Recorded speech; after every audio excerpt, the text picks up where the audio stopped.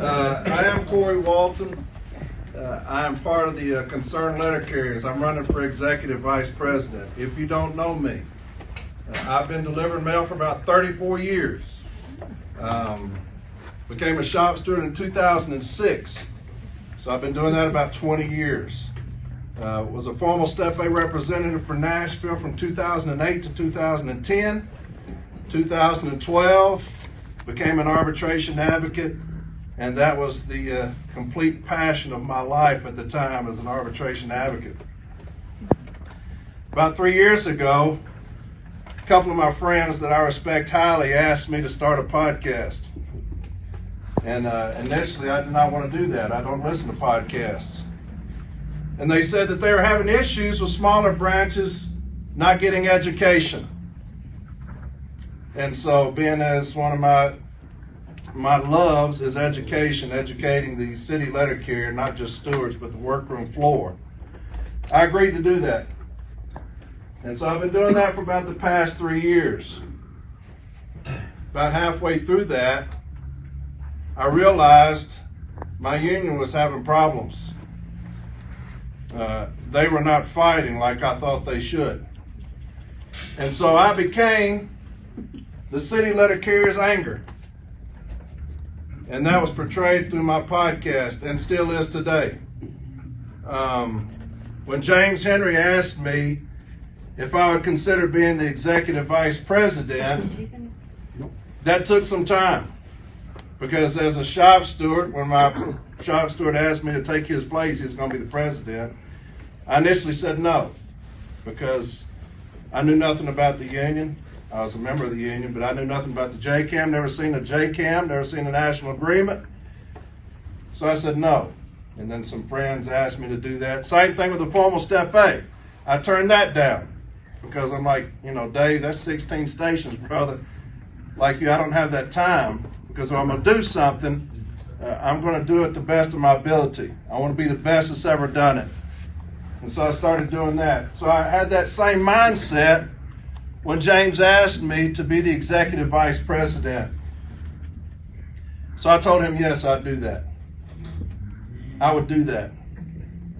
Because the one thing I'm not going to do, I'm not going to tell you to get in the arena and fight and me sit in the stands and watch you.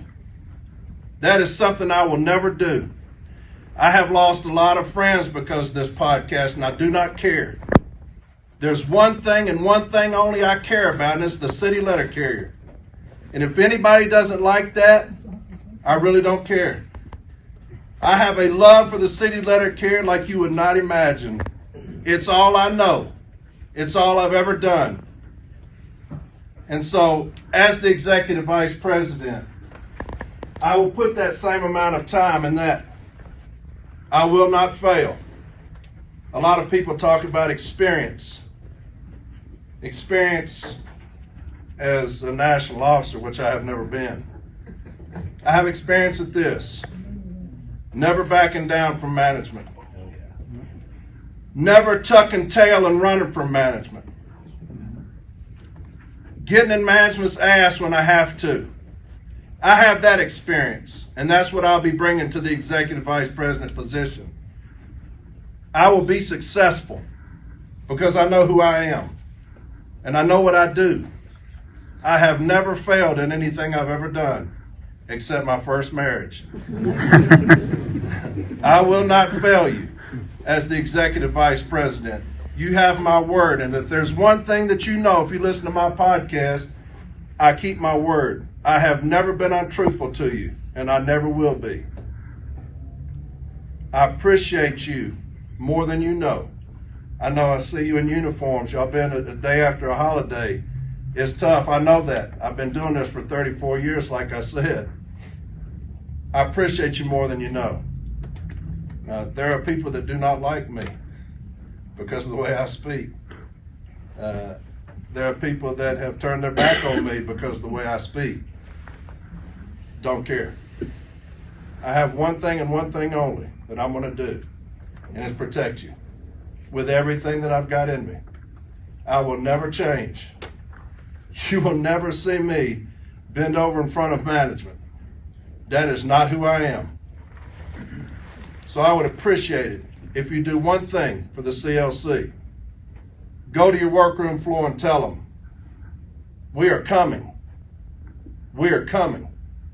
And there is nothing anybody can do about it. Like us, don't like us, we're coming. Because we're going to put the city letter carrier first. We love the city letter carrier. And there is a movement unlike anything this union has ever seen. The TA showed you that. There is a movement going on, a revolution. And everybody will see come this year what I'm talking about.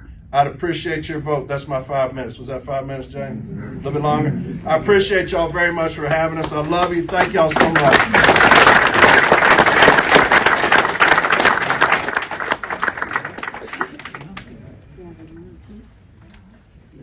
Good evening, Branch 47. How are you?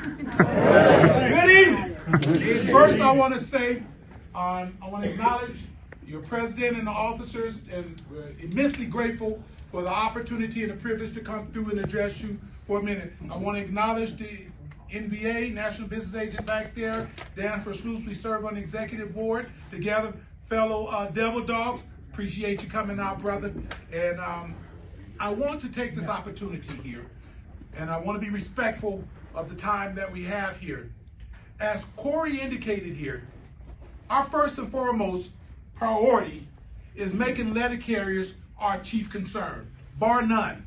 I've seen and see those in here that have attended some of the classes that I've taught at the national level, advanced formulae and beyond, and arbitration advocacy class. And those that have attended understand and can get the type of passion that I have as it relates to educating the letter carriers. I genuinely believe that you're only as strong as your weakest link. You don't have to be a branch president to have an impact. You don't have to be the national vice president like myself to have an impact. And that is definitely borne out by the fact that you're here tonight. Because guess what? I'm no better than any of you here. I know that I'm the NLC vice president, but that's not the capacity I'm here tonight. I'm just blessed to be in a position of influence. I put my pants on one leg at a time, like each and every one of you. The one thing that I go around and then I make sure that everybody understands, my perspective is that what precedes every single branch number, whether you're branch 47, branch 4, branch 1100, where I come from, what precedes is the acronym NALC, National Association of Letter Carriers. That makes us all one. Regardless if we agree or disagree on a particular issue, that makes us all one. And right now, that means from the first day CCA on the job to a 41-year letter carrier or more. Everybody deserves to be treated the same. Everybody deserves to have a living wage. I am of the firm belief that letter carriers should be the industry leaders when it comes to wages, benefits, and working conditions. They said, well, what about UPS out there making $49? If they're making $49, then we should be making $50 or whatever is about it. We have our CCAs that come on making $21.78, I think it is, per hour. With no disrespect to those that are at the fast food, they are in a position that they're doing honest work, but it's not a union job. Others don't have to go out there and deal with the dogs. They don't have to deal with trying to go to work and do more time, spend more time trying to keep their job than do their job. They don't have to go out on the street and be accosted over their keys or be chased down the street by dogs and have all these traumatic experiences and expected to show up, dress up, and be there every single day and give everything that they're supposed to have. But that is the beauty about letter carriers, because we are resilient. And the reality of it is that when we look at what's been going on here, over the years here, the NLC had done fairly well as it relates to our wages. But as of right now, we've fallen behind. We're not keeping pace with inflation and so on. This most recent round that we have here this year here, that the letter carriers, the NLC health plan, if you have an NLC health plan, it's gone up in premiums, give or take about $1,000 for the family. Your prescription drugs are much more expensive.